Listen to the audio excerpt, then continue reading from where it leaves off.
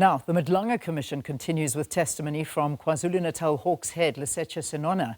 Yesterday, advocate Sesi Beloyi put it to Senona that there was conflict of interest when he encouraged Vusumuzi Mkhwanazi to seek legal advice over his multi-million rand cancelled SABC contract. Let's get the latest from this. Sakina and Kani are there. Sakina, let me hand it to you again. Welcome back, Leanne. And that, of course, just one of the many sort of assertions that Maj-Gen Senona tried to walk back when Commissioner Beloyi put it to him that it was encouraging Mkhwanazi to actually go and act against the police. He was like, no. He was not doing that. And there was a lot of these things that happened. But then just looking back at what all of this means, given the seniority of Maj-Gen Senona and his proximity to Mkhwanazi, that, of course, is a problem. The issue of his security clearance also came into play. Again, sharing confidential information with someone who is an alleged criminal, an alleged cartel member, all of that problematic. Indeed. He's given us a hint that there is some sort of process, if we could put it that way, that is starting, that he has to make representation. So we do know that there is something that is coming. But of course, as you correctly point out, that this is the head of the KZN Hawks. So this is the senior leadership structure for that provincial Hawks. He guides them, he takes care of that particular province. If he is facing these kinds of allegations, one can assume that this kind of structure may be compromised. And if you have a system where members of the public can't trust in that institution or that unit, then you erode that particular rule of law in that unit that it oversees in the KZN province. And then, of course, you create a bigger issue in the country, because if you have all these units and these structures that are being run by individuals, Gauteng's another province which is going to have that issue with respect to the allegations that they are facing, is that if you don't act on these, leadership structures that are seemingly, allegedly compromised, that filters down. And then, of course, you compromise the rule of law in those various institutions in which they oversee those areas. So that is the pressing concern that also emerges out of the evidence of Maj-Gen Senona. There was that huge issue about the drugs that were seized that went missing. Over 200 million worth of drugs that were said to have been stored in a strong room that miraculously found its way out.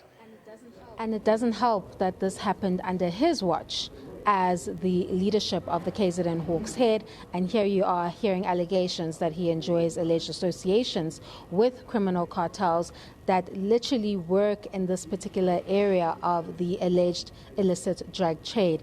The optics alone don't look good, but the implications and the possible consequences, particularly for the province of KwaZulu-Natal, where those ports can be used for that type of alleged illicit drug trade, you need to have a leadership structure rather that the public trusts, and they know that when the Hawks are there, that criminals are being pushed away from that particular unit. But if you have a leader that is sitting here stating that he doesn't see anything wrong with that association, also can't really explain how such a breach took place in the KwaZulu-Natal province, because remember, the calls for suspension started early when that happened, because that particular facility is said to be quite a secure facility, and yes, exactly. And it seems that what was being alleged is that it may have allegedly been an inside job. Oh, it was an inside job. So those discrepancies and those concerns don't go well for or bode well for the public trust in the rule of law.